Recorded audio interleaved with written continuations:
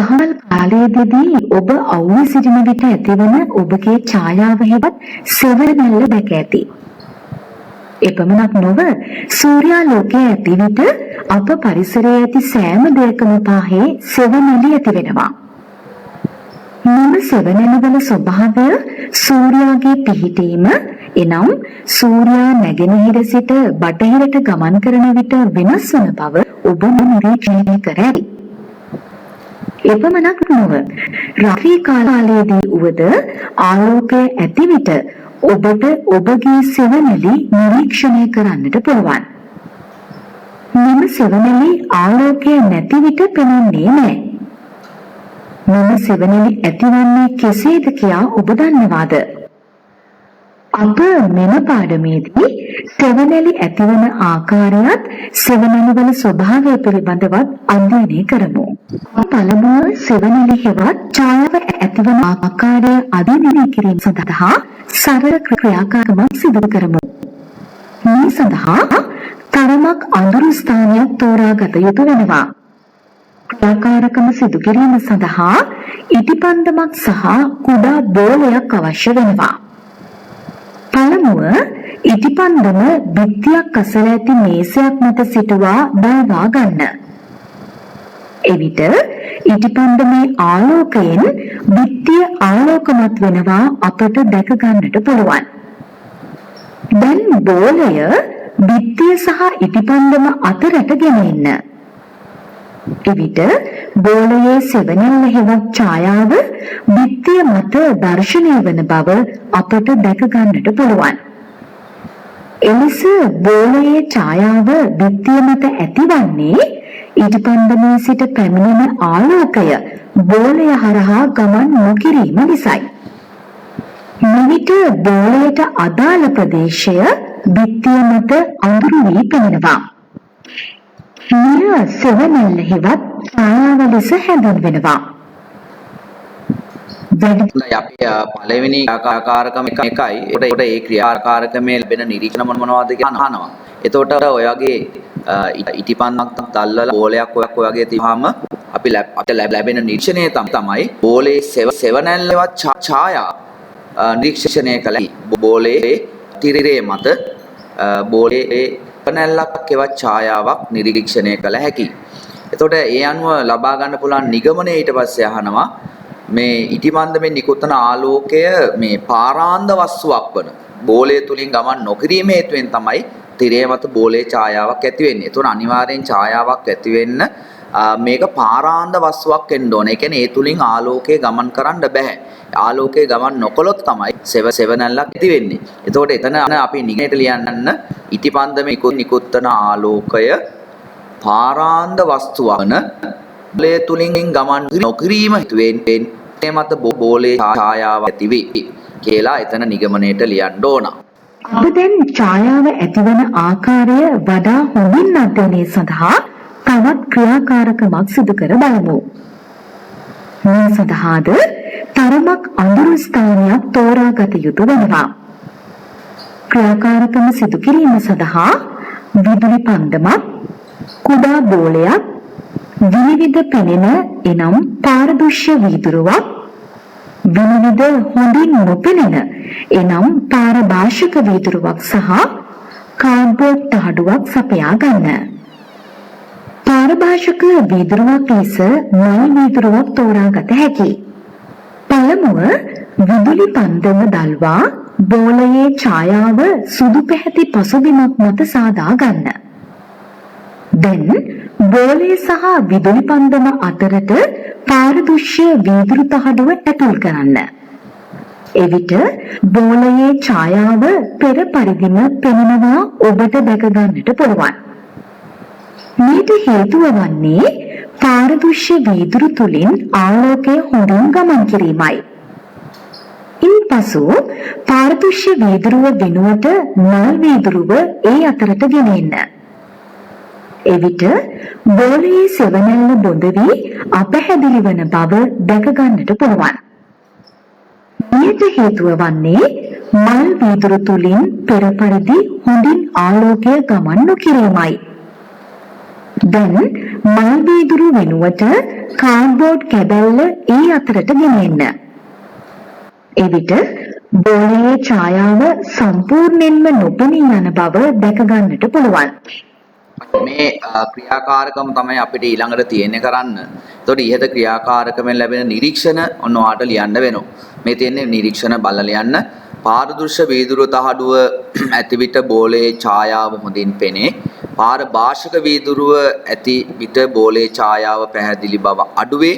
පාරාන්ද cardboard තහඩුව ඇති විට බෝලයේ ඡායාව නොපෙනී යයි. එන ඔයාලට එතන පේනවා ඡායාව ඇති වෙන්න එතන ආලෝකයක් විනිවිද යෑමක් සිද්ධ වෙන්න බෑ. ඒතකොට සිද්ධ නොවුනොත් තමයි ඡායාවක් ඇති වෙන්නේ. මේට හේතුව වන්නේ කාඩ්බෝඩ් කැබැල්ල පාරාන්ද බැවින් ඒ හරහා ආලෝකය කිසිසේත්ම ගමන් නොකිරීමයි. එවිට බෝලය මත ආලෝකය පතිත නොවන නිසා එහි ඡායාව සුදු පැහැති පසුබිම මත වැටෙන්නේ නැහැ. සූර්යාලෝකය දහවල් කාලයට පොළව මත පතිත වන නිසා දහවල් කාලයේදී අපට සෙවණැලි දැක ගන්නට පුළුවන්. සූර්යාගේ පිහිටීම උදේ සිට සවස් වන විට වෙනස් වන බැවින් ඇතිවන සෙවණැලි වල දිග සහ දිශාවන්ද කාලයත් සමග වෙනස් වෙනවා. ඈත අතීතයේ මිනිසුන් මෙම සංසිද්ධිය කාලය සොයා ගැනීම සඳහා යොදා ගනු ලැබුවා. හිරු තැටියට එක් උදාහරණයක් ලෙස දක්වන්නට පුළුවන්.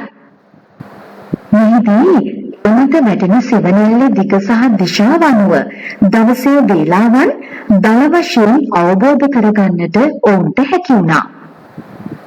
අපෙන් ඊළඟට අහනවා ඡායාව සෙවණැල්ල දිග අතීතයේ කාලය මැනීමට අභිමත ඒකක ලෙස භාවිතා කර ඇත. ඒ සඳහා උදාහරණයක් ලියන්න කියලා. ඒ තරම් උදාහරණයක් තමයි මේ හිරු තැටිය. අපි දන්නා උදෑසන ඉඳන් දහවල් වෙද්දී අපේ සෙවණැල්ල දිග එන්න අඩු වෙනවා. ඊට පස්සේ ආපහු දහවල් වල ඉඳන් සවස් වෙද්දී එන්න සෙවණැල්ල දිග වැඩි වෙනවා. ඉතින් මේ දිග ප්‍රමාණය අනුව දින දවසේ වේලාව ප්‍රකාශ කිරීමේ ක්‍රමයක් ඒ කාලේ හදලා තිබ්බා. ඒක තමයි ඔය මේකෙන් මේ දක්වන්නේ හිරු තැටිය කියන එක. ඉතින් ඡායාවලින් කරන්න පුළුවන් විවිධ නිර්මාණ තියෙනවා. ඒ නිර්මාණ කීපයක් තමයි වාට ඊට පස්සේ ඔය දාලා තියෙන්නේ. අත මගයෙන් විවිධ සත්තුන් උපහදන්න පුළුවන්. තව එක එක වීඩියෝ දර්ශන එහෙම තියෙනවා. අපි ඒවා ඉස්සරහට බලමු. කුමක් අවබෝධ කරගැනීම සඳහා සරල ක්‍රියාකාරකමක් සිදු කර බලමු. මේ සඳහා විදුලි පන්දමක් සහ කුඩා බෝලයක් අවශ්‍ය වෙනවා. පළමුව විදුලි පන්දම භාවිතයෙන් බෝලයේ ඡායාව බිත්තිය මත ඇති කර ගන්න. දැන් බෝලය සහ විදුලි පන්දම අතර දුර වෙනස් කරමින් ඡායාව වෙනස් වන ආකාරය නිරීක්ෂණය කරන්න. මෙහිදී ඡායාවේ ලා පැහැති ප්‍රදේශයක් සහ තද අඳුරු පැහැති ප්‍රදේශයක් ඔබට දැක ගන්නට පුළුවන්. මෙම තද අඳුරු පැහැති පෙදෙස ඡායාව ලෙසද ලා පැහැති පෙදෙස උප ඡායාව ලෙසද හඳුන්වනු ලබනවා. එතන එතකොට ඡායාව සහ උපඡායාව ගැන හොඳ අවබෝධයක් ලබා ගන්න. එතකොට ඔය මැද තියෙන තද අඳුරු පාට ප්‍රදේශය තමයි ඡායාව කියලා නැත්නම් අපි පූර්ණ ඡායාව කියලා කියනවා.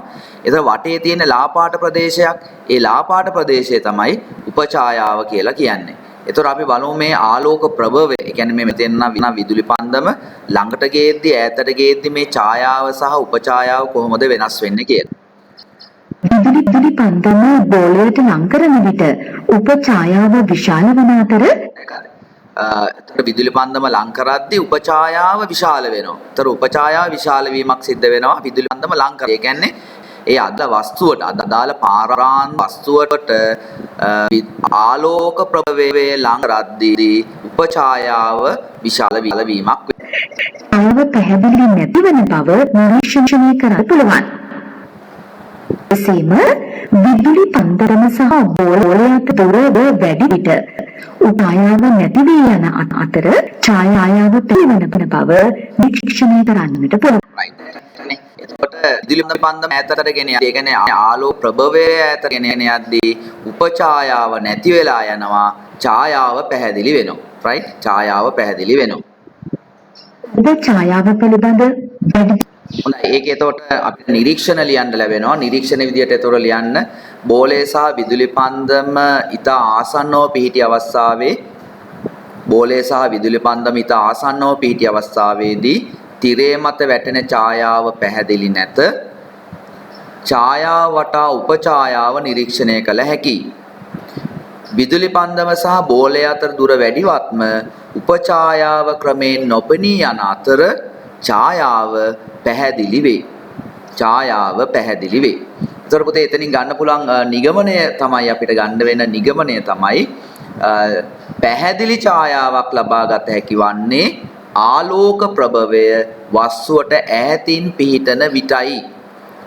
පැහැදිලි ඡායාවක් ලබා ගත හැකි වන්නේ ආලෝක ප්‍රභවය වස්තුවට ඈතින් පිහිටන විටයි කියන නිගමනය එතන ඇතුළත් කරන්න. අපි ඔබ ඡායාව පිළිබඳව තවදුරටත් අධ්‍යයනය සඳහා තවත් ක්‍රියාකාරකමක් සිදු කර බලමු.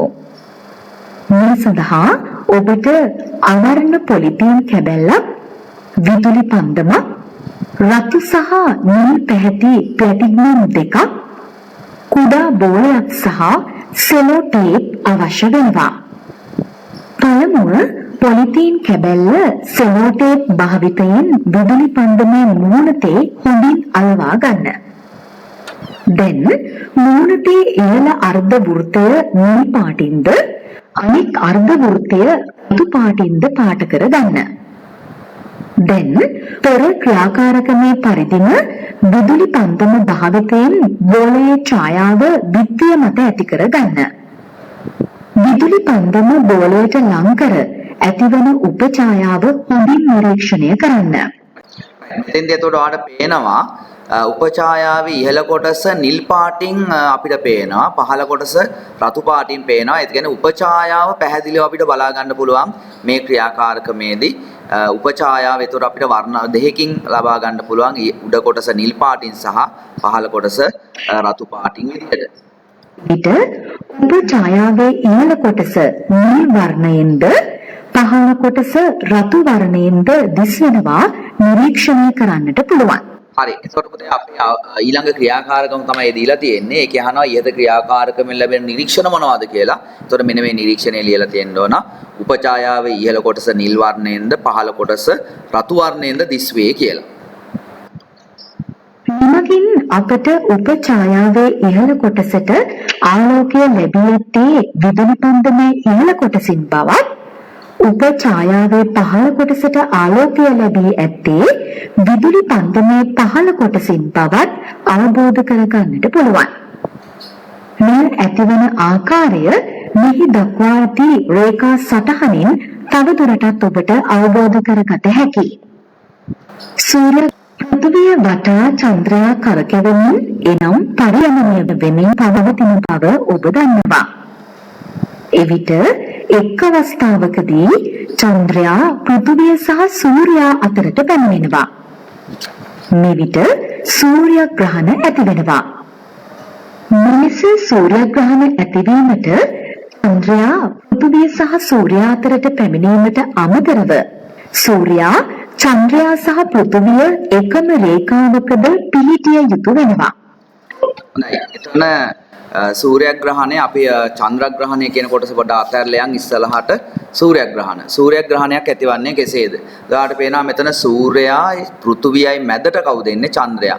ඔය තුන්දෙනා එක කෙලින් තියෙන වෙලාවේ ඒක රේඛීය තියෙන අවස්ථාවේ චන්ද්‍රයාගේ සෙවණැල්ල පෘථිවිය මත වැටීමෙන් තමයි සූර්යග්‍රහණයක් ඇති වෙන්නේ. එතකොට මේක දහවල් වේලාවක සිදුවන වැඩක්. එතකොට පෘථිවියේ මෙන්න මේ දහවල් කාලය, මේ පැත්ත රාත්‍රී කාලය. එතකොට දහවල් කාලයේදී චන්ද්‍රයා මේ ආකාරයට මැදට ආපුවාම සූර්යාව නොපිනී යනවා. එතකොට සූර්යාලෝකයේ ලැබීම වැළකෙනවා. ඉතින් ඒක තමයි සූර්යග්‍රහණයක් වෙන්නේ. කියන්නේ දහවල් කාලේ එකපාරටම අඳුරු වෙලා කළුවර වෙලා යනවා. තමයි සූර්යග්‍රහණයක් කියන්නේ. ඒතකොට සූර්යග්‍රහණයක් කියන්නේ මොකද්ද කියලා ඇහුවොත්, ඇතිවන්නේ කෙසේද කියලා ඇහුවොත් අපිට කියන්න වෙන්නේ මෙහෙමයි. සූර්යයත්, චන්ද්‍රයත්, පෘථිවියත් ඒකරේකීයව පිහිටන අවස්ථාවේ චන්ද්‍රයාගේ සෙවණැල්ල පෘථුවිය මත වැටීමෙන් සූර්යග්‍රහණයක් ඇති වේ. එතකොට මේ ඇති වෙන්නේ මොන වගේ දවසකද කියලා ඇහුවොත් එතකොට මේ හඳ නොපෙනෙන දවසක තමයි මේ සූර්යග්‍රහණයක් ඇති වෙන්නේ. හඳ නොපෙනෙන දවස කියන්නේ කවදද? අමාවක. එතකොට අමාවක දිනක දහවල් කාලයේදී තමයි අපිට සූර්යග්‍රහණයක් පැහැදිලිව බලා ගන්න පුළුවන් වෙන්නේ. විට චන්ද්‍රයාගේ සෙවණැල්ල පෘථිවියට වැටීම නිසා එම ප්‍රදේශයේ සිටින අයට සූර්යයා නොපෙනී යනවා. මෙය සූර්යග්‍රහණයක් ලෙස හැඳින්වෙනවා. චන්ද්‍රයා පෘථිවිය වටා පරිභ්‍රමණය වෙමින් සිටින විට එක් අවස්ථාවක අපි තව දෙයක් තියෙනවා මෙතන අපිට කතා කරන්න. මෙතනදී අපිට පේනවා මෙන්න මේ හරිය සම්පූර්ණයෙන්ම ඒ කියන්නේ චන්ද්‍රයාගේ පූර්ණ ඡායාව වැටෙන ප්‍රදේශය. එතකොට මේ පූර්ණ ඡායාව වැටෙන ප්‍රදේශයේ ආයත පූර්ණ සූර්යග්‍රහණයක් ඇති වෙනවා. ඊළඟ ඔයාලට පේනවා මේ හරිය උපඡායාව වැටලා තියෙන. චන්ද්‍රයාගේ උපඡායාව වැටලා තියෙන ප්‍රදේශය. එතකොට උපඡායාව වැටලා තියෙන ප්‍රදේශයේ ආයත අර්ධ සූර්යග්‍රහණයක් ඇති වෙනවා. ඊළඟ ප්‍රශ්නෙන් අහනවා නේද ඒක? පූර්ණ සූර්යග්‍රහණයක් සහ අර්ධ සූර්යග්‍රහණයක් ඇතිවන්නේ කෙසේද? එතන කියන්න ඕනේ. එතකොට චන්ද්‍රයාගේ පූර්ණ ඡායාව පෘථුවියේ වැටෙන ප්‍රදේශවල ආයත පූර්ණ සූර්යග්‍රහණයක්ද උපඡායාව වැටෙන ප්‍රදේශවල ආයත අර්ධ සූර්යග්‍රහණයක්ද ඇති වේ කියලා. චන්ද්‍රයා පෘථිවිය වටා පරිභ්‍රමණය වෙමින් සිටින විට එක් අවස්ථාවකදී සූර්යයා සහ චන්ද්‍රයා අතර පෘථිවිය පිහිටන අවස්ථාවක් පැමිණෙනවා. මේ අවස්ථාවේදී පෘථිවිය සූර්ය සහ චන්ද්‍රයා එකම රේඛක පිහිටිය චන්ද්‍රග්‍රහණයක් ඇති වෙනවා. මෙතන වෙන්නේ සූර්යා චන්ද්‍රයා අතරට පෘථිවිය පැමිණෙන එක. එතින්දී හඳ සම්පූර්ණයෙන්ම හොඳට පේන දවසක තමයි මේක වෙන්නේ. එකපාරටම පෘථිවිය මැදට ආපුවාම හඳ සම්පූර්ණයෙන්ම නොපෙනී යනවා. ඕක තමයි චන්ද්‍රග්‍රහණයක් කියලා කියන්නේ. ඒතකොට චන්ද්‍රග්‍රහණයක් ඇතිවන්නේ කෙසේද කියලා අහලා තියෙනවනේ ප්‍රශ්නයක්. අන්න එතෙන්දී ලියන්න ඕන මොකද්ද? සූර්යයත් පෘථිවියත් චන්ද්‍රයත් ඒකරේඛීයව පිහිටන අවස්ථාවේ පෘථුවියේ සෙවණැල්ල චන්ද්‍රයා මත වැටීමෙන් චන්ද්‍රග්‍රහණයක් ඇති වේ කියලා. එතකොට මේ චන්ද්‍රග්‍රහණයක් ඇතිවන්නේ කුමන දවසකද? හඳ සම්පූර්ණයෙන්ම හොඳට පේන දවසක. ඒ කියන්නේ 15ක දිනක තමයි චන්ද්‍රග්‍රහණයක් අපිට බලා ගන්න පුළුවන් වෙන්නේ. එතින්දී පෘථුවියේ පූර්ණ ඡායාව තුල චන්ද්‍රයා පවතිද්දී චන්ද්‍රයා සම්පූර්ණයෙන්ම පේන්නේ නැහැ. ඒකට කියනවා පූර්ණ චන්ද්‍රග්‍රහණයක් කියලා. ඊළඟ පෘථුවියේ මෙන්න මේ උපඡායාව වැන්න ප්‍රදේශවලදී චන්ද්‍රයා හිටියොත් ඒක හඳුන්වනවා අර්ධ චන්ද්‍රග්‍රහණයක් කියලා. ඒතර පූර්ණ චන්ද්‍රග්‍රහණයක් කියන්නේ ලියාගන්න ලිව්වේ නැත්තම් පෘථුවියේ පූර්ණ ඡායාව තුල චන්ද්‍රයා ඇති විට පූර්ණ චන්ද්‍රග්‍රහණයක් ඇති වේ. පෘථුවියේ උපඡායාව තුල චන්ද්‍රයා ඇති විට අර්ධ චන්ද්‍රග්‍රහණයක් ඇති වේ. ඒක ඒ විදිහට එතන ලියලා තියෙන්න ඕන. සෙවන්නේ පෘථිවියේ සෙවණැල්ල චන්ද්‍රයා මත වැටීමෙන් චන්ද්‍රයා නොපෙනී යාම නිසායි. ඡායා හෙවත් සෙවණැලි විවිධාකාරව චලනය කරමින් විවිධ වූ අලංකාර නිර්මාණ සිදු කිරීමට පුළුවන්. මේ දැක්වෙන්නේ එලෙස සිදු කළ සංඝර්ෂණයක්.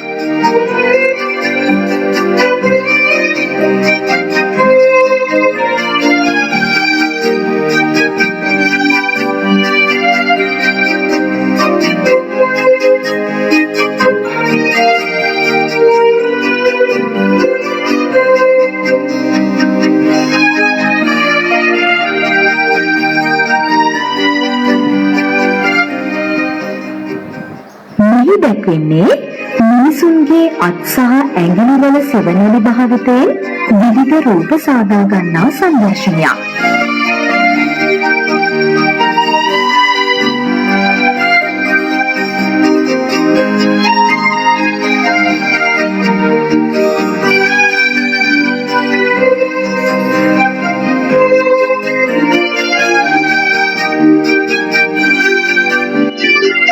ඔබටත් මෙවැනි දෑ නිවසේදී අත්හදා බලන්නට පුළුවන්. ඔබ නිවසේ වෙන බලන කණ්ණාඩිය තුලින් මුහුණ බලන විට ඔබේ රූප සමාන සර්වසමුණු රූපයක් එනම් ඔබගේ ප්‍රතිබිම්බයක් කණ්ණාඩිය තුල දැක ගන්නට පුළුවන්. මෙසේ ඔබේ ප්‍රතිබිම්බයක් කණ්ණාඩිය තුල සෑදුනේ කෙසේදයි ඔබ දන්නවා. සිදුවන්නේ ඉදයි මෙම පාඩමේදී අධ්‍යයනය කරමු. හොඳින් සියාලෝකයේ ඇතිදෙදී මොහුන බලන්නාඩියක් හෝ නියමියම් තරහඩු කැබක් හෝ යොදාගන්න. එළිමහනේ සිට සූරල්ලු ලෝකය නිවසස තුළ විද්‍යාත්මක ගතටගත් අතා ඔබට මතකයි. එහිදී ආදිය හෝ ඇලුමිනියම් තහමගෙන් හෝ සිදුවනුයේ ඒවා මතට පැටෙන ආලෝකය නිවස තුළට හරවා යැවීමයි. මෙසේ ආලෝක කිරණ යම් පෘෂ්ඨයක පතිත වීමෙන් පසු මාධ්‍ය ඔස්සේම අපසු හැරී ගමන් කිරීම ආලෝක පරාවර්තනය ලෙස හැඳින්වෙනවා.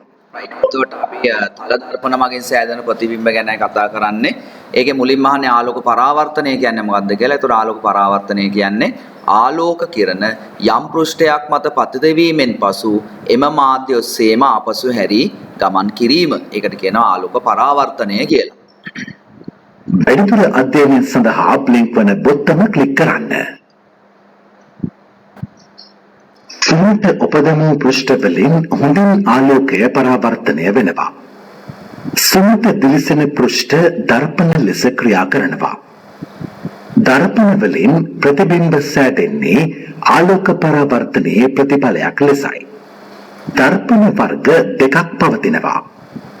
එනම් තල දර්පණ සහ වක්‍ර දර්පණයි. සුමට දිලිසෙන සමතල පෘෂ්ඨ තල දර්පණ ලෙස හැඳින්වෙන අතර ඒවා මෙසේ නිරූපණය කරනවා. හොඳයි. එතකොට ඊළඟ අහනවා තල දර්පණයක් කියන්නේ කුමක්ද කියලා. එතකොට තල දර්පණයක් කියන්නේ සුමට දිලිසෙන සමතල පෘෂ්ඨයක් තල දර්පණයක් ලෙස හැඳින්වේ. සුමට දිලිසෙන සමතල පෘෂ්ඨයක් තල දර්පණයක් ලෙස හැඳින්වේ. එතකොට තල දර්පණයක් සංකේතවත්ම නිරූපණය කරන්න කියලා තියෙනවා. එතෙන්දී මෙහෙම ඉරක් ගහලා දර්පණයේ පිටුපස්ස පෙන්වන්න මේ වගේ ඉරි කැලි ටිකක් ගැහුවා නම් අපිට දර්පණයක් නිරූපණය කරන්න පුළුවන්. එහි ආලෝකය පරාවර්තනය කරන පෘෂ්ඨයට ප්‍රතිවිරුද්ධ පෘෂ්ඨය මෙසේ ඉරිමකින් දක්වා තිබෙනවා. තල දර්පණයක සිදුවන ආලෝක පරාවර්තනය මෙසේ දක්වන්නට පුළුවන්. තල දර්පණ පිළිබඳ වැඩිදුර කරුණු අපි මේ පාඩමේදී අධ්‍යයනය කරනු ලබනවා. මෙතෙන්දී ඊළඟට අඳින්න තියෙනවා තල් දර්පණයකින් ආලෝකයක් පරාවර්තනය වෙන ආකාරය අඳ දක්වන්න කියලා තියෙනවා. මෙන්න මේ විදිහට කිරණ දෙකක් අඳින්න. ඊතල දාන්න මැදින් ඊතුල දාන්න. රයිට් මැදින් මේ ඊතුල දාන්න ඕන. දාලා අඳින්න. එතකොට මෙන්න මේ කිරණ අපි කියන නම් දෙකක් තියෙනවා මේ කිරණ දෙකට. මෙන්න මේ කිරණේ දාගන්නකො ABC කියලා. ABC කියලා. මෙතන A B C කියලා දාගන්න.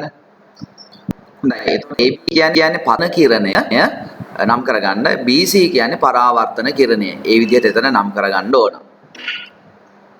වක්‍ර පෘෂ්ඨ සහිත දර්පණ වක්‍ර දර්පණ ලෙස හැඳින්වෙනවා.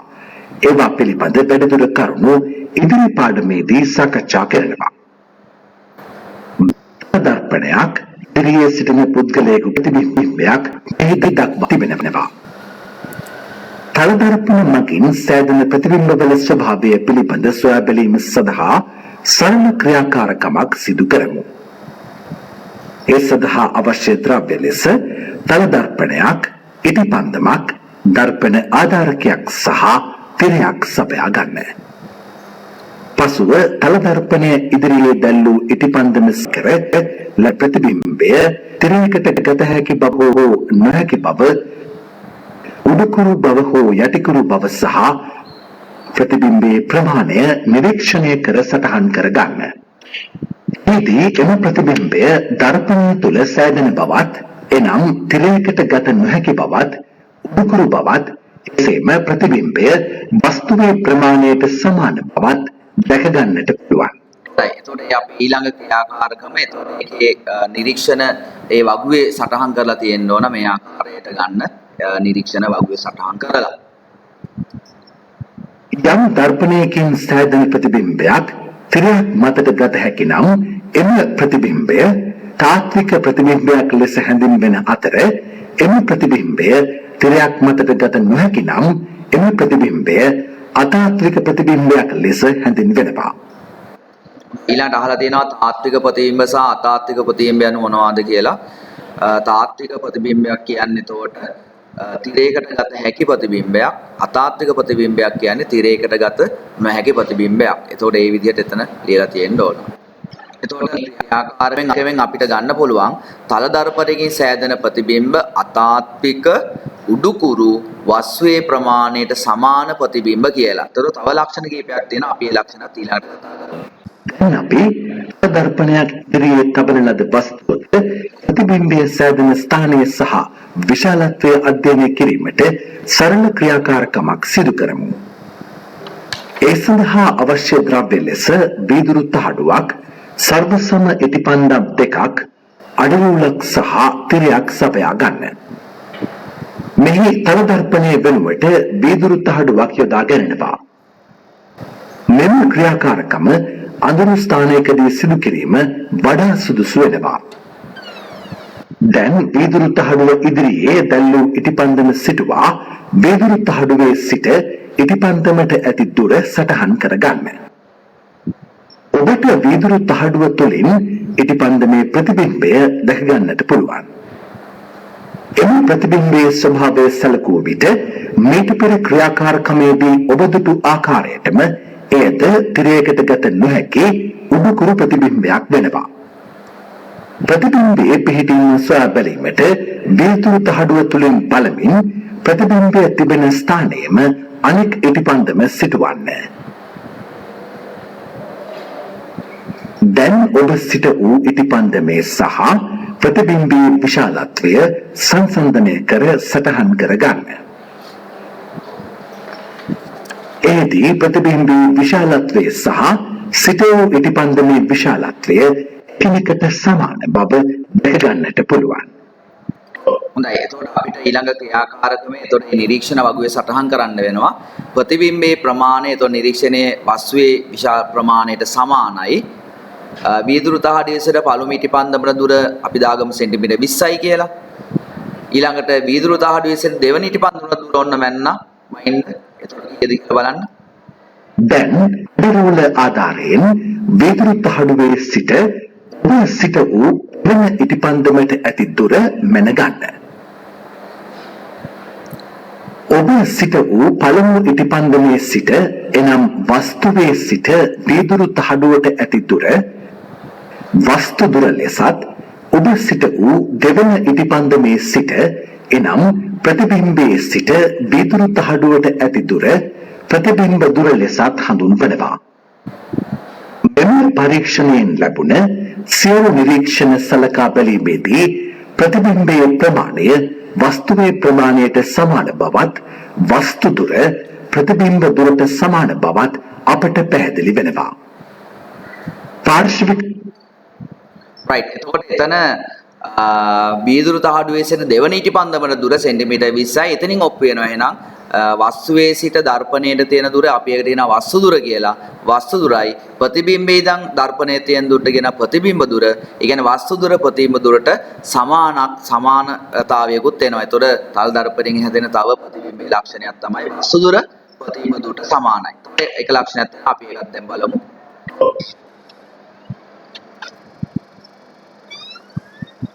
පාර්ශ්වික අපවර්තනය පිළිබඳ අධ්‍යයනය සඳහා සරල ක්‍රියාකාරකමක් සිදු කරමු. ඒ සඳහා අවශ්‍ය ද්‍රව්‍ය ලෙස තල දර්පණයක් සහ C, E, A, J ලෙස සකසාගත් ඉංග්‍රීසි අක්ෂර සපයා ගන්න.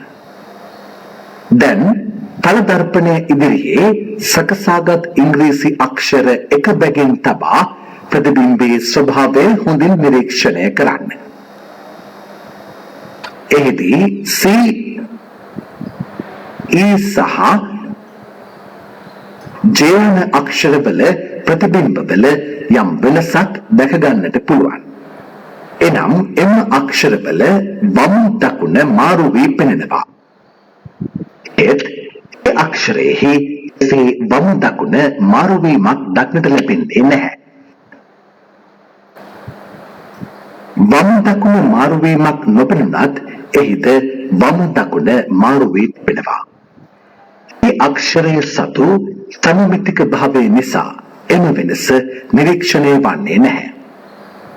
තල දර්පණයක් තුලින් එතකොට ඔතන පාර්ශ්වික අපවර්තනය යනු කුමක්ද කියලා අහලා තියෙනවා. අපි ඒක ඉස්සෙල්ලා ලියා ගන්න ඕනේ. පාර්ශ්වික අපවර්තනය කියන්නේ ප්‍රතිබිම්බේ වම දකුණ මාරු වී පෙනීම. වම දකුණ මාරු වී පෙනීමට කියනවා පාර්ශ්වික අපවර්තනය කියලා. එතකොට දැන් අපිට පුළුවන් උඩ ප්‍රශ්නෙට යන්න තල දර්පණයකින් සෑදෙන ප්‍රතිබිම්බේ ලක්ෂණ. තල දර්පණයෙන් හැදෙන ප්‍රතිබිම්බේ ලක්ෂණ තමයි එකක් තමයි වස්තුවේ ප්‍රමාණයට සමානයි. උඩුකුරුයි. වස්තු දුර ප්‍රතිබිම්බ දුරට සමානයි. අතාත්විකයි. පාර්ශ්වික අපවර්තනයට ලක් වෙනවා. ඔන්න ඔය ලක්ෂණ ටික තල දර්පණයෙන් සෑදෙන ප්‍රතිබිම්බේ ලක්ෂණ වලට ගන්න ඕන. ප්‍රතිබිම්බේ ප්‍රමාණය වස්තුවේ ප්‍රමාණයට සමානයි. උඩුකුරුයි. අතාත්විකයි. වස්තු දුර ප්‍රතිබිම්බ දුරට සමානයි. ඊළඟට පාර්ශ්වික අපවර්තනයට ලක් වෙනවා. අන්න ඒ කියන ලක්ෂණ ටික. ඊළඟට පහත දී ඇති සංකේත පාර්ශ්වික අපවර්තනය වී පේන ආකාරය ඇඳ පෙන්වන්න කියලා තියෙනවා. එතකොට මෙතන මේ අකුරු කිහිපයක් ඒ වගේ පාර්ශ්වික අපවර්තනයේ ලක් වෙලා තියෙන බව පෙන්වලා තියෙනවා. ඔයාගෙත් එතකොට ඒවා ටික පාර්ශ්වික අපවර්තනයේ ලක් වූ බව පෙන්වන්න ඕන. ඊට පස්සේ තියෙනවා ඉංග්‍රීසි ඕඩි අකුරු 26 වාට තියෙනවා. හතරවෙනි ප්‍රශ්නේ වෙන් කරන්න තියෙනවා. පාර්ශ්වික අපවර්තනය වී පෙනෙන අකුරු සහ පාර්ශ්වික අපවර්තනය වී නොපෙනෙන අකුරු විදිය. දැන් ඇත්තට පාර්ශ්වික අපවර්තනය වී නොපෙනෙන අකුරක් තමයි ඒ අකුර. ඒක පැහැදිලිව පේන්නේ. ඒතර ඒ වගේ පාර්ශ්වික අපවර්තනයේ පැහැදිලිව පේන්නේ නැති අකුරු තියෙනවා. ඒ අකුර නේද? මම උදාහරණයක් ගත්තා. O අකුර, කැපිටල් H අකුර. හරි ඒ කැපිටල් අකුරු උතන ගන්න. කැපිටල් අකුරු වලින් පාර්ශ්වික අපවර්තනය වෙලා පේන අකුරු සහ නොපෙනෙන අකුරු ඒතර වෙන් කරන්න වෙනවා. ඔයාට ඒ වගුයි. නිරීක්ෂණය වන්නේ නැහැ. තල දර්පණයක් තුලින් ඔරලෝසු කටුවල පිහිටීම නිරීක්ෂණය කිරීමේදීද විවිධ වචන නිරීක්ෂණය කිරීමේදීද පාර්ශ්වික අපවර්තනය පිළිබඳ තවදුරටත් පැහැදිලි වෙනවා. තල දර්පණයක් තුලින් යම්කිසි වස්තුවක ප්‍රතිබිම්බය පෙනෙන විට ප්‍රතිබිම්බයේ වම දකුණ මාරු වී පෙනීම පාර්ශ්වික අපවර්තනය ලෙස හැඳින්වෙනවා. ගිලන් ව්‍රතවල ඇම්බියුලන්ස් යන වචනය යොදා ඇත්තේ එය පාර්ශ්වික අපවර්තනය වී තල දර්පණයෙන් පෙනෙන ආකාරයටයි. එසේ යොදා ඇත්තේ එදැයි ඔබ දන්නවාද? ඉදිරිපසින් ගමන් කරන වාහනවල පසුපස බලන කණ්ණාඩි වලින් වචනය පාර්ශ්වික අපවර්තනයට ලක් වී නිවැරදිව ඇම්බියුලන්ස් යන වචනය නිරූපණය වෙනවා. හොඳයි අපිට ඊළඟ ප්‍රශ්නෙන් අහනවා එක ගිලන් රථවල ඇම්බියුලන්ස් යන වචනේ ප්‍රතිමාරු කර දක්වා ඇත්තේයි. ඒකට හේතුව තමයි ඉදිරියෙන් ගමන් කරන වාහනවල පසුපස බලන කණ්ණාඩියෙන් ඒ නිවැරදි අතට කියවා ගත හැකි වීමටයි ප්‍රතිමාරු කරලා මේ ඇම්බියුලන්ස් කියන වචනේ අකුරු ප්‍රතිමාරු කරලා මුද්‍රණය කරලා තියෙන. එතකොට අර ඉස්සරහින් ඇම්බියුලන්ස් ඒ ගිලන් රථයේ ඉදිරියෙන් යන වාහනේ තියෙන පිටුපස බලන කණ්ණාඩියක් වාහනේ ඇතුලේ. ඒතකොට ඒ වාහනේ ඇතුලේ පිටුපස බලන කණ්ණාඩියෙන් බලපුවාම ඒක නිවැරදි අතට හැරිලා පේනවා. ඉතින් ඒකයි අනිත් පැත්තට හරවලා මේ ප්‍රතිමාරු කරලා ගහලා තියෙන්නේ ඇම්බියුලන්ස් කියලා. විට එම වාහනවල රියදුරන් හට එය ඉක්මනින් හඳුනාගෙන එම ගිලන් රථය ගමන් කිරීම සඳහා පාරේ ඉඩ සලසා දීමට හැකි වෙනවා.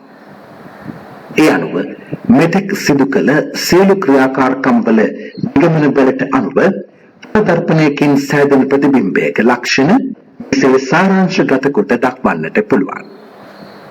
එනම් සෑදෙන ප්‍රතිබිම්බය දර්පණය තුල සෑදෙන බැවින් තිරයකට ගත නොහැකි එනම් අතාත්වික ප්‍රතිබිම්බයක් බවත් ප්‍රතිබිම්බයේ ප්‍රමාණය වස්තුවේ ප්‍රමාණයට සමාන බවත් දර්පණයේ සිට වස්තුවට ඇති දුර එනම් වස්තු දුර දර්පණයේ සිට ප්‍රතිබිම්බයට ඇති දුර එනම් ප්‍රතිබිම්බ දුරට සමාන බවත් දක්වන්නට පුළුවන්. බහු ප්‍රතිබිම්බ සෑදීම ස්වර්ණාභරණ අලවිසල්වල සුපිරි වෙළඳ සල්වල සහ පාවහන් අලවිසල්වල එම භාණ්ඩවලට පිටුපසින් සහ පැත්තෙන් එකිනෙකට සමාන්තරව තල දර්පණ තබා ඇති බව ඔබ දැක තිබෙනවාද? එසේ සිදු කරන්නේ ඇයි? එම තල දර්පණ වලින් ආලෝකයේ පරාවර්තනය වී ප්‍රතිබිම්බ රාශියක් එකවර ඇතිවීම නිසා භාණ්ඩ සංඛ්‍යාව කිහිප ගුණයකින් වැඩි කර පෙන්වීමට එමගින් හැකි වෙනවා. තල දර්පණ දෙකක් හෝ ඊට වැඩි සංඛ්‍යාවක් එකිනෙකට ආනතව හෝ සමාන්තරව තබා ඒ අතරින් වස්තුවක් තැබූ විට ප්‍රතිබිම්බ එකකට වඩා වැඩි සංඛ්‍යාවක් සෑදෙන අතර එම ප්‍රතිබිම්බ බහු ප්‍රතිබිම්බ ලෙස හඳුන්වනු ලබනවා. බහු ප්‍රතිබිම්බ පිළිබඳ සොයා බැලීමට ක්‍රියාකාරකමක් සිදු කරමු. ඒ සඳහා අවශ්‍ය ද්‍රව්‍ය ලෙස ඉටිපන්දමක් සහ තලදර්පණ දෙකක් සපයා ගන්න. පසුව තලදර්පණ දෙක අංශක 90ක කෝණයකින් තබා ඒ අතර දැල්වූ ඉටිපන්දමක් සවිකොට සෑදෙන ප්‍රතිබිම්බ සංඛ්‍යාව ගණන් කර සටහන් කර ගන්න. එහිදී ප්‍රතිබිම්බ 3ක් සෑදෙන බව දැක ගන්නට පුළුවන්. දැන් තලදර්පණ අතර කෝණය අංශක 60හි අංශක 45හි සහ අංශක 30හි තබමින් ලැබෙන ප්‍රතිබිම්බ සංඛ්‍යාව නිරීක්ෂණය කරන්න. එහිදී කෝණය අංශක 60හිදී ලැබෙන ප්‍රතිබිම්බ සංඛ්‍යාව 5ක් බවත් කෝණය අංශක 45හිදී ලැබෙන ප්‍රතිබිම්බ සංඛ්‍යාව 7ක් බවත් කෝණය අංශක 30හිදී ලැබෙන ප්‍රතිබිම්බ සංඛ්‍යාව 11ක් බවත් ඔබට දැක ගන්නට පුළුවන්. ඒ අනුව තලදර්පණ දෙක අතර කෝණය අඩුවන විට සෑදෙන ප්‍රතිබිම්බ සංඛ්‍යාව වැඩි වෙන බව මෙමගින් ඔබට පැහැදිලි වෙනවා ඇති. තලදර්පණ දෙකක් එකිනෙකට සමාන්තරව තබා ඒ අතර වස්තුවක් තැබූ විට ප්‍රතිබිම්බ කොපමණ ගණනක් ලැබේද නිරීක්ෂණය කරන්න. එහිදී ප්‍රතිබිම්බ ඉතා විශාල සංඛ්‍යාවක් සෑදෙන බව ඔබට දැක ගන්නට පුළුවන්. තලදර්පණ භාවිත වන අවස්ථා පිළිබඳ අධ්‍යයනය සඳහා තලදර්පණ වලින් සෑදෙන බහු ප්‍රතිබිම්බ ප්‍රයෝජනය ගන්න අවස්ථා කිහිපයක් ලියා දක්වන්න කියලා අහලා තියෙනවා. එක අවස්ථාවක් තමයි ඔය ස්වර්ණාභරණ සාප්පුවල ඊළඟට සුපිරි වෙළඳ සැල්වල ඒ කියන්නේ මේ භාණ්ඩ ප්‍රමාණය කීප ගුණයකින් වැඩි කරලා පෙන්වන්න මෙන්න මේ බහු ප්‍රතිබිම්බ කියන සිද්ධිය යොදා ගන්නවා. එතකොට ඒවා ලියන්න පුළුවන් ස්වර්ණාභරණ සල්වල, පළතුරු අලෙවි සැල්වල, සුපිරි වෙළඳ සැල්වල, පාවහන් අලෙවි සැල්වල භාවිතා වෙනවා මේ බහු ප්‍රතිබිම්බ ලබා ගැනීම කියන සංසිද්ධිය. අපි තලදර්පණ භාවිත වන අවස්ථා පිළිබඳ සොයමු. මුහුණ බලන කණ්ණාඩි ලෙස තලදර්පණ භාවිත වෙනවා. එසේම චිත්‍රපටි රූපගත කිරීම්වලදී කැමරාකරණය සඳහා අවශ්‍ය ආලෝකය සැපීමට තලදර්පණ භාවිත වෙනවා. වාහන තුළ ඇති පසුපස බලන කණ්ණාඩි සඳහා භාවිත වන්නේද තලදර්පණයි. අන්වීක්ෂවල කඩාව මතට ආලෝකය යොමු කිරීමට තලදර්පණ භාවිත වෙනවා. එසේම බහුරූපේක්ෂය සහ පරීක්ෂය වැනි උපකරණ නිර්මාණය කිරීම සඳ තලදර්පණ භාවිත වෙනවා. බහුරූපේ හොඳයි ඊළඟට තලදර්පණ භාවිතාව අවස්ථාවලට මේ ටික ලියලා තියෙන්න ඕන. බහුපරිම්බ සැදීම ප්‍රයෝජනයට ගන්න අවස්ථාවක් ලෙස බහුරූපේක්ෂය හඳුන්වන්න පුළුවන්. දැන් බහුරූපේක්ෂයක් නිර්මාණය කරන්නේ කෙසේදයි සොයා බලමු. සඳහා අවශ්‍ය ද්‍රව්‍ය ලෙස සමාන දිග සහ පළලින් යුතු තලදර්පණ තීරු 3ක්, ගම් ටේප්, ටිෂු කඩදාසියක් සහ පාට පබළු සපයා ගන්න. දැන් මෙහි දැක්වෙන පරිදි ත්‍රිකෝණාකාර ලෙස තලදර්පණ තීරු 3 තබන්න. ටිෂු කඩදාසියගෙන එහි එක් කෙළවරක් ආවරණය කර ගම් ටේප් යොදා අලවන්න.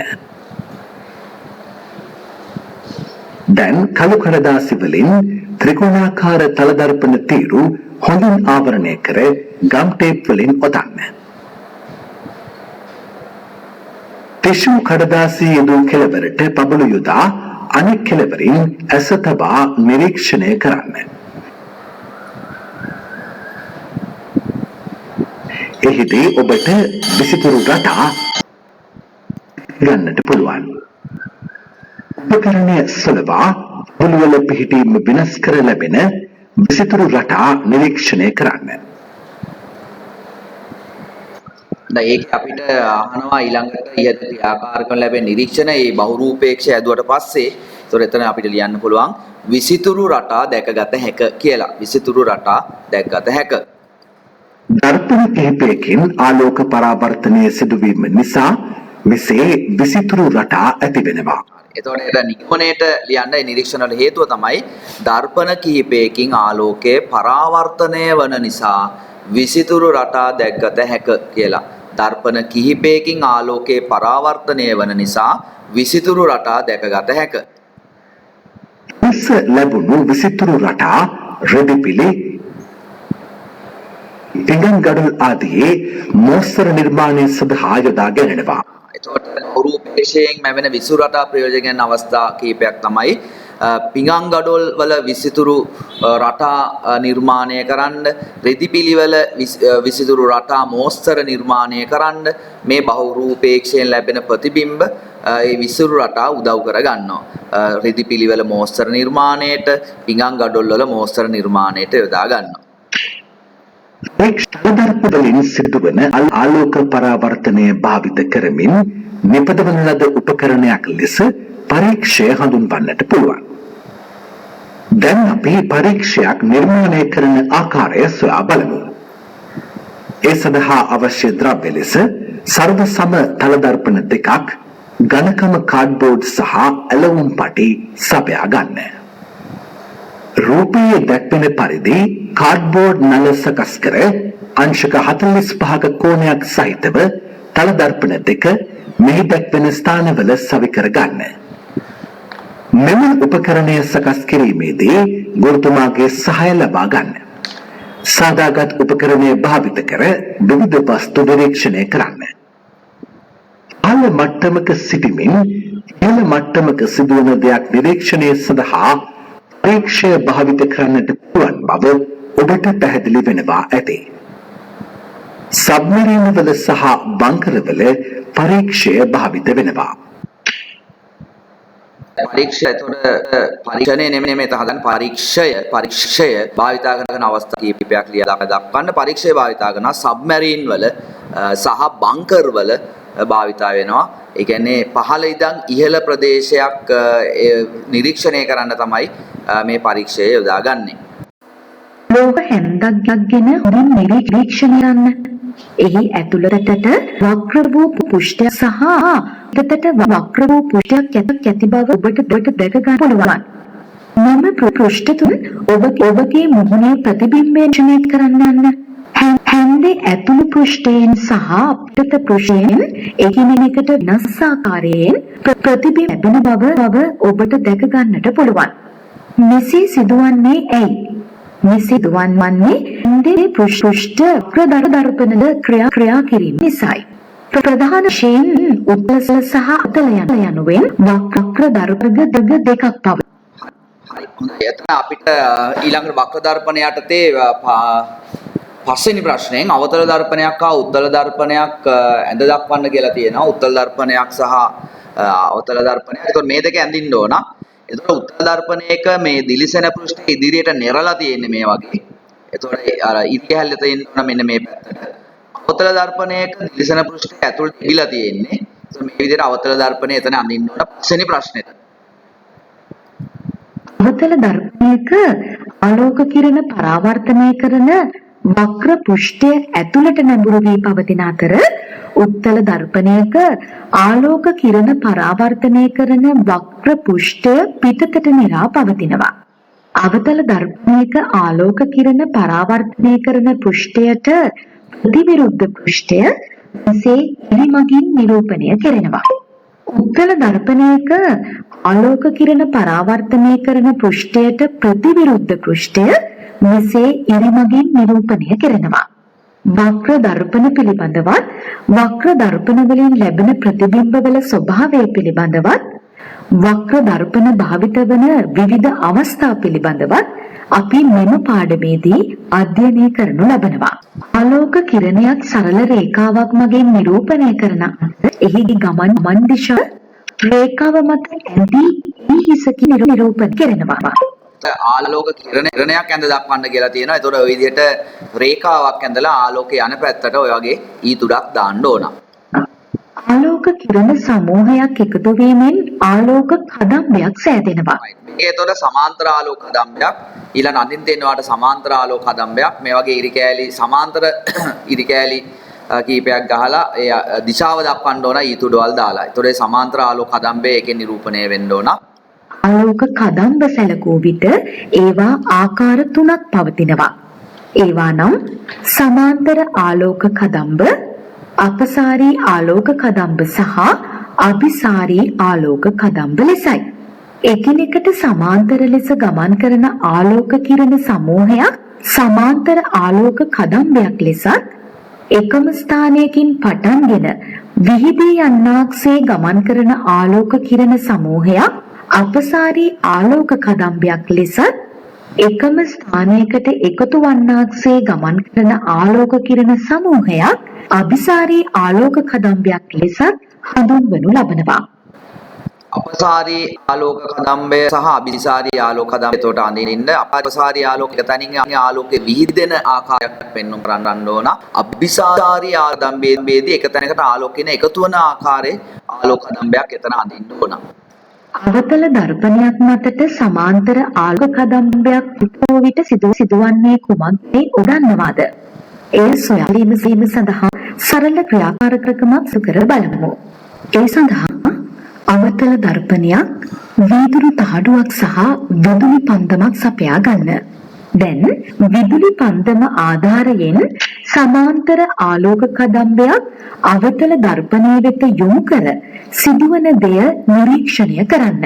එහිදී ඉතා දීප්තිමත් කුඩා ආලෝක ලපයක් වීදුරු තහඩුව මත සෑදෙන බව දැක ගන්නට පුළුවන්. ආලෝක කදම්බය අවතල දර්පණය ඉදිරියේ එක් ස්ථානයකට එකතු වීම නිසා මෙසේ ආලෝක ලපයක් ලැබෙනවා.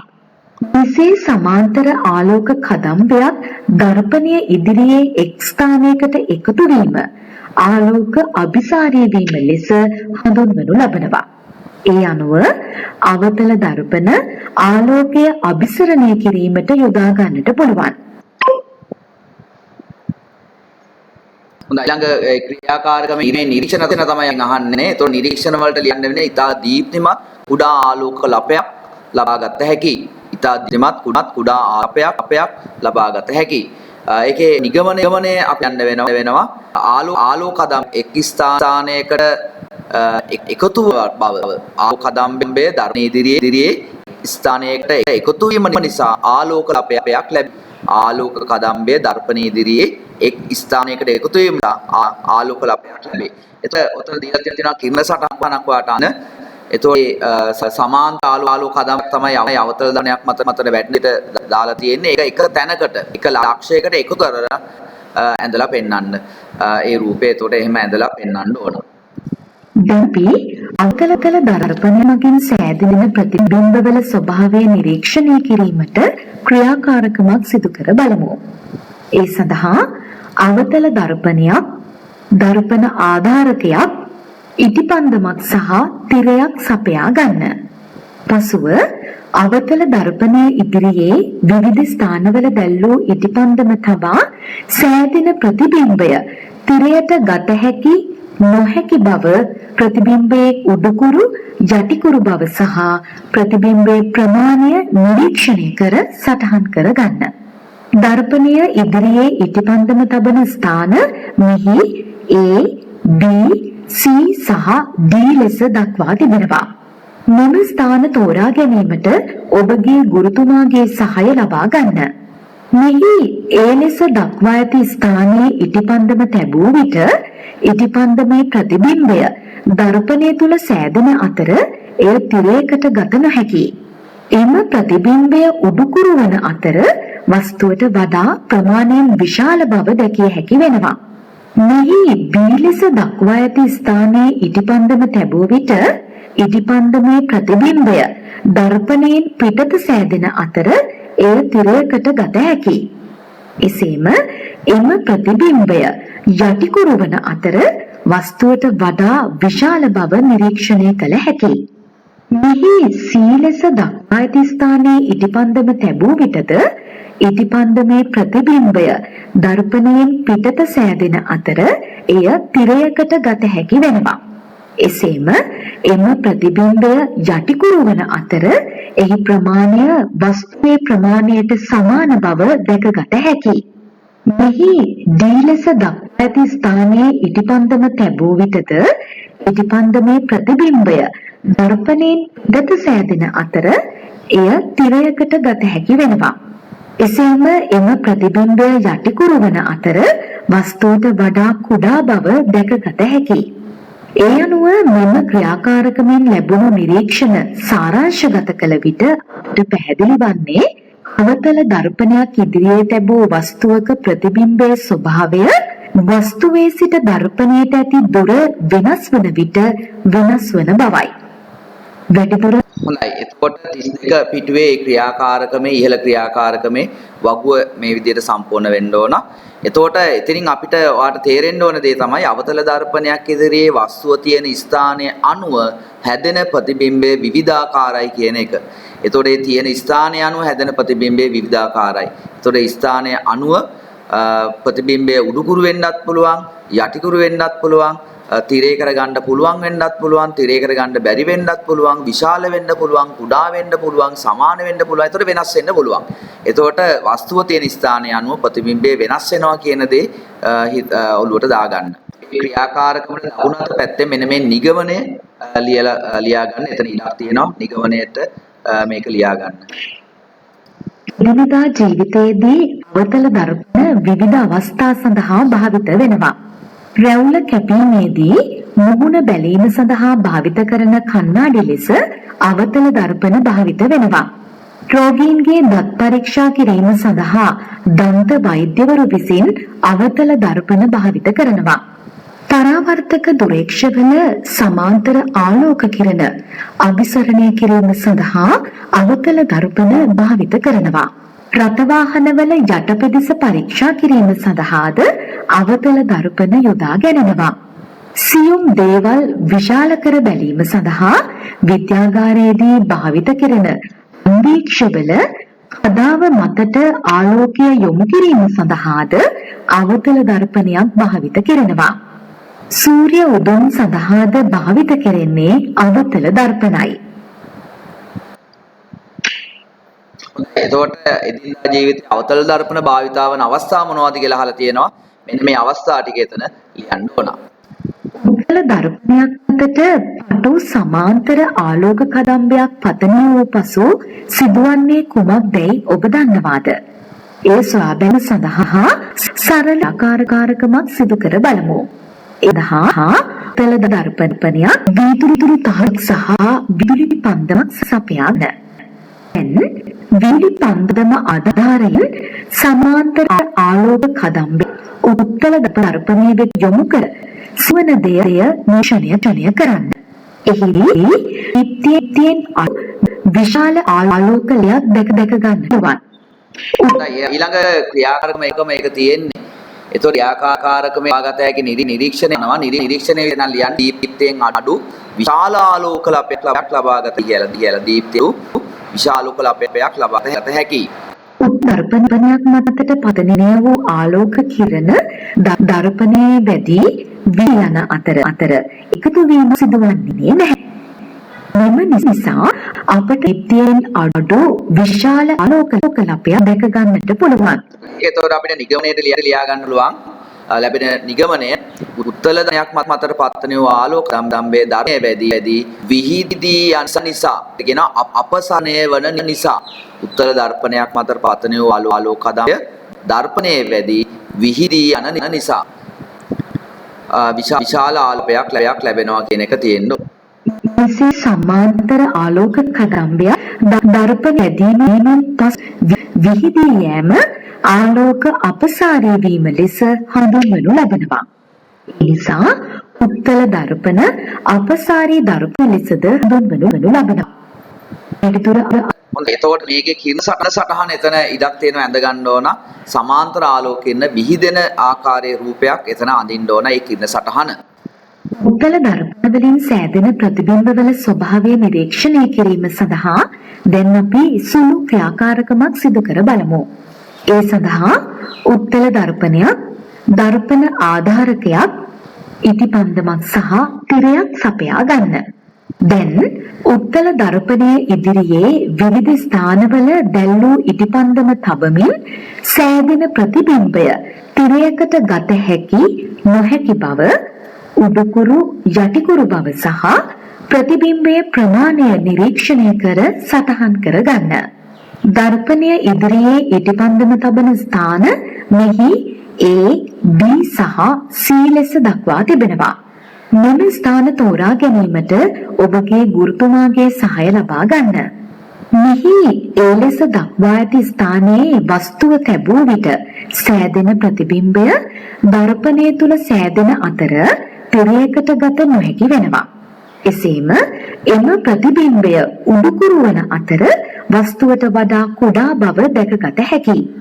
මෙහි B ලෙස දක්වා ඇති ස්ථානයේ වස්තුව තැබූ විටද සෑදෙන ප්‍රතිබිම්බය දර්පණය තුල සෑදෙන අතර තිරයකට ගත නොහැකි බව පෙනෙනවා ඇති. එසේම එම ප්‍රතිබිම්බය උඩුකුරු වන අතර වස්තුවට වඩා කුඩා වෙනවා. මෙහි C ලෙස දක්වා ඇති ස්ථානයේ වස්තුව තැබූ විටද සෑදෙන ප්‍රතිබිම්බය දර්පණය තුල සෑදෙන අතර තිරයකට ගත නොහැකි වෙනවා. එසේම එම ප්‍රතිබිම්බය උඩුකුරු වන අතර වස්තුවට වඩා කුඩා වෙනවා. මෙම ක්‍රියාකාරකමෙන් ලද නිරීක්ෂණ සාරාංශගත කළ විට අපට පැහැදිලි වන්නේ උත්තල දර්පණයක් ඉදිරියේ තැබූ වස්තුවක වස්තුවේ සිට දර්පණයට ඇති දුර වෙනස් වන විට සෑදෙන ප්‍රතිබිම්බයේ ස්වභාවය වෙනස් නොවන බවයි. වැඩිදුර අධ්‍යයනය සඳහා. එතකොට මේ ක්‍රියාකාරකම තියෙන ඊළඟට එතකොට ඒක වගුව සම්පූර්ණ කරලා තියෙන්න ඕන. එහෙනම් මෙතනින් ගන්න පුළුවන් නිගමනය තමයි පුතේ උත්තල දර්පණයක කොතනින් වස්තුව තිබ්බත් හැදෙන ප්‍රතිබිම්බය එක වගේ. උඩුකුරුයි තිරයකට ගන්න බෑ වස්තුවට වඩා කුඩායි. හැමතිස්සෙම කොතනින් වස්තුව තිබ්බත් හැදෙන ප්‍රතිබිම්බය එක වගේ කියන එක අවබෝධ කරගන්න. දැන් අවතල දර්පණයක එහෙමුනේ නෑ. අවතල දර්පණයක වස්තුව තියෙන තැන අනුව හැදෙන ප්‍රතිබිම්බය විවිධාකාර වුණා. හැබැයි උත්තල දර්පණයක වස්තුව තියෙන තැන අනුව හැදෙන ප්‍රතිබිම්බය එක වගේ උඩුකුරුයි කුඩායි අතාත්විකයි කියන තිරයකට ගන්න බෑ. දැන් අපි උත්තල දර්පණ වලින් සෑදෙන ප්‍රතිබිම්බවල විශාලත්වය පිළිබඳ අධ්‍යයනය කිරීම සඳහා ක්‍රියාකාරකමක් සිදු කර බලමු. ඒ සඳහා සර්ව සම ඉටිපන්දම් දෙකක්, ඔරලෝසු වීදුරුවක් සහ දර්පණ ආධාරකයක් සපයා ගන්න. පසුව ඔරලෝසු වීදුරුවේ ඉදිරියට නිරා ඇති පෘෂ්ඨය එනම් උත්තල පෘෂ්ඨය ඉදිරියට සිටිනසේ දර්පණ ආධාරකයේ සිටුවා ගන්න. ඉන්පසු එම උත්තල පෘෂ්ඨය ඉදිරියේ විවිධ ස්ථාන කිහිපයක් තෝරා ගන්න. මෙහිදී එම ස්ථාන A, B සහ C ලෙස දක්වා තිබෙනවා. A ලෙස දක්වා ඇති ස්ථානයේ ඉටිපන්දමක් තබා එහි ප්‍රතිබිම්බය ඔරලෝසු වීදුරුව තුළින් නිරීක්ෂණය කරන්න. මෙම ක්‍රියාකාරකම අඳුරු ස්ථානයකදී සිදු කිරීම වඩාත් සුදුසුයි. එහිදී ඉටිපන්දමේ ප්‍රතිබිම්බය ඔරලෝසු වීදුරුව තුළ සෑදෙන බව ඔබට දැක ගන්නට පුළුවන්. දැන් ඔරලෝසු වීදුරුවේ පැත්තෙන් බලමින් එම ප්‍රතිබිම්බය සෑදී ඇති ස්ථානයේ අනෙක් ඉටිපන්දම සිටවන්න. ඔබ ඉටිපන්දම සිටුවේ ප්‍රතිබිම්බය සෑදී ඇති ස්ථානයේදයි දැන ගැනීම සඳහා ඔබගේ ඇස තිරස්ව එහා මෙහා ගෙන යන්න. එවිට ප්‍රතිබිම්බය සහ ඔබ සිටවූ ඉටිපන්දම චලනය වීමක් නොපෙන්වා එකම තිරස් රේඛාවේ පිහිටිය යුතු වෙනවා. එහිදී ප්‍රතිබිම්බය සහ ඔබ සිටූ ඉටිපන්දමේ චලනය වීමක් පෙන්වන්නේ නම් ඉටිපන්දම සිටුවා ඇත්තේ නිවැරදි ස්ථානයේ නොවේ. දැන් ඔබ සිටවූ ඉටිපන්දම සහ ප්‍රතිබිම්බයේ විශාලත්වය සංසන්දනය කර සටහන් කර ගන්න. ඉටිපන්දම ඒ ස්ථානයේ තැබූ විට එහි ප්‍රතිබිම්බයේ විශාලත්වය වස්තුවේ විශාලත්වයට වඩා කුඩා බව දැක ගන්නට පුළුවන්.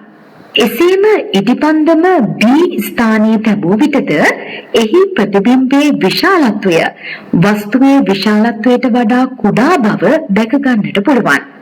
ඉටිපන්දම C ස්ථානයේ තැබූ විටද එහි ප්‍රතිබිම්බයේ විශාලත්වය වස්තුවේ විශාලත්වයට වඩා කුඩා බව දැක ගන්නට පුළුවන්.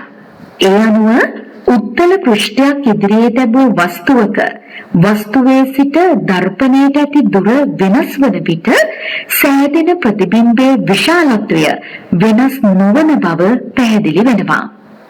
වැඩිදුර අධ්‍යයනය සඳහා එදිනෙදා ජීවිතයේදී උත්තල දර්පණ භාවිත අවස්ථාවක් ලෙස වාහනවල පැති කණ්ණාඩි සඳහා උත්තර භාවිතීම දක්වන්නට පුළුවන්. උත්තල දර්පණ වලින් වස්තුවට වඩා කුඩා උඩුකුරු ප්‍රතිබිම්බ සෑදෙන නිසා වාහනේ පිටුපස විශාල ප්‍රදේශයක් එකවර රියදුරාට නිරීක්ෂණය කරන්නට පුළුවන්. ක්‍රියාකාර අවසාන වශයෙන් එදින්දා ජීවිතයේ උත්තර දර්පණ භාවිතන අවස්ථා මොනවද කියලා අහනවා. එන වාහනවල පැති කණ්ණාඩි ලෙස යොදා ගන්නවා. ඊළඟට තව එකක් තමයි ඔය වංගු සහිත මාර්ගයක ප්‍රතිවිරුද්ධ දෙසින් එන වාහන බලා ගැනීමටත් උත්තර දර්පණ යොදා ගන්නවා. හොඳම උදාහරණයක් තමයි ඔයාලා 18 වංගුවේ ගිහින් තියෙනවනේ 18 වංගුවේ ඒ වංගු වල තියෙන විශාල උත්තර දර්පණ හයි කරලා ප්‍රතිවිරුද්ධ පැත්තෙන් එන වාහන බලා ගන්න. රයිට්. හොඳයි. එතනින් එහෙනම් ආලෝකයේ පාඩම අපි අවසන් කරනවා. You walked with me when I was all alone, with so much unknown along the way. And then I heard you say, I see my life flash across the sky. So many times have I been so afraid. And just when I thought I lost my way, you gave me strength to carry on. That's when I heard you say, I promise you I'm always there.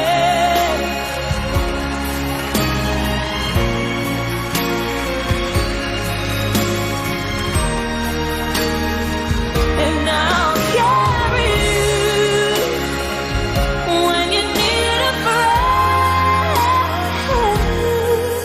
You'll find my footprints in the sand. When I'm weary, wherever you've been, I can feel you when you say, I promise you I'm always there. When your heart is filled with sadness and you say, I'll carry you when you need a friend. You'll find my footprints in the sand.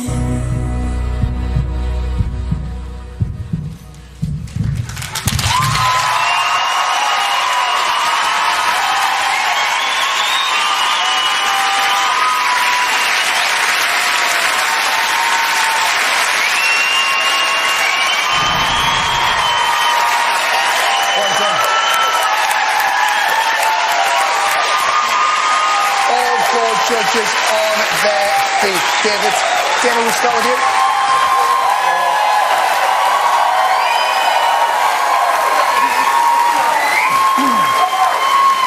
It's quite simply one of the most beautiful things we have ever seen. Not just on this show, in entertainment. It was absolutely stunning and so moving. Alicia? Game over. Game over. I mean, that is it. You're the one act everyone is like, when are we going to see the shadow act? From now on, it's going to be like, I know their name, it's attraction. That was incredible. Amanda? It's just remarkable how something so simple and so beautiful can just strike at your heart within seconds. I mean, I have to say, Simon was crying. We've all completely... You've turned us into a complete mess. It was the most beautiful thing. I didn't think you could top your first performance, but you did. Yeah, honestly, guys, seriously, I was blown away by that. And, you know, I just want to address something. I know the show's Britain's Got Talent and you're not from Britain, but I am absolutely honoured that you chose this show to show us your talent. I really genuinely am. And I think everybody feels the same way. I mean, always welcome talent wherever it is around the world, and I genuinely feel privileged that we've just seen one of the most amazing things I've ever seen on this show. It really moved me. Fantastic. Fantastic, guys. You know, your first audition was amazing. Did you feel pressure to live up to that? Yes, we were under high pressure because we give so high quality and we have to make it higher and higher. And it was his life story, so we have to do our best. Zoltan, your story was incredible. It was incredible. That was difficult for me because I had to relive these moments. That was a very sad moment. It was something else. To see Attraction stay in the hunt for the Royal Variety, the number to call from a landline 0902 44 24 09, from your mobile call 644 24 09. Attraction, ladies and gentlemen.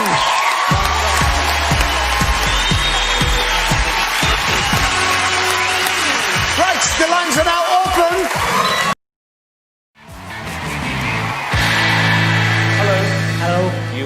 We are the Attraction Blacklight and Shadow Theatre. Where are you from? From Hungary. Okay.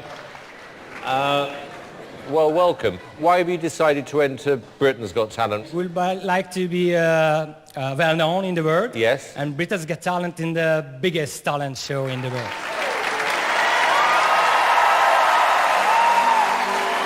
We are Attraction, a shadow theatre company from Hungary.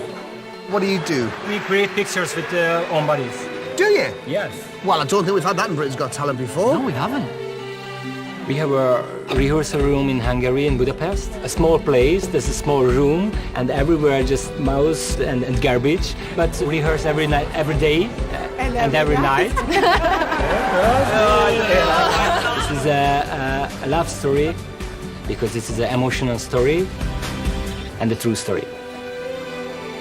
If we won Britain's Got Talent, this is the top of my life. All right, good luck.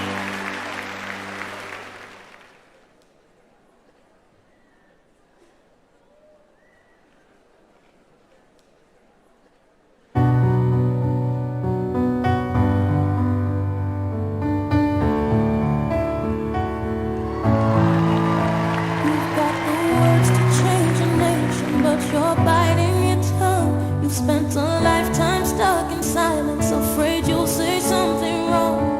If no one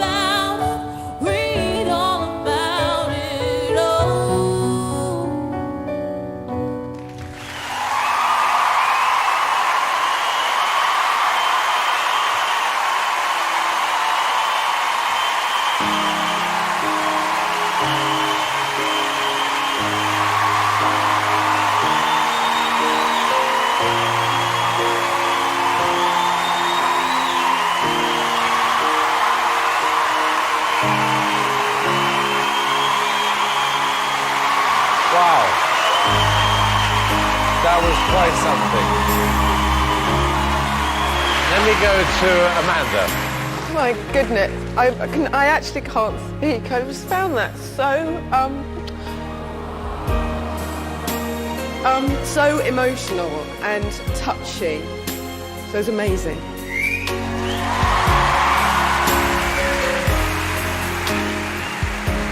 That was so beautiful. You just drew me in completely. It was fantastic. Loved it. David? Guys, it was absolutely faultless. Guys, I just want to say thank you actually for coming over to enter this competition. And it is, you know, one of the best acts I've seen in terms of originality. And it was very touching. Okay, David, yes or no? Of course, guys, it's a yes. It's a yes from me. Amanda? Yes, absolutely yes. Attraction? You have 4 yeses. Congratulations.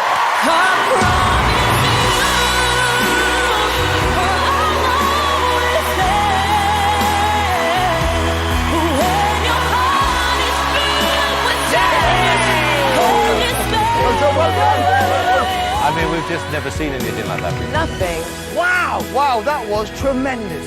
I mean, it got me really badly. Got me. I think something like that could win.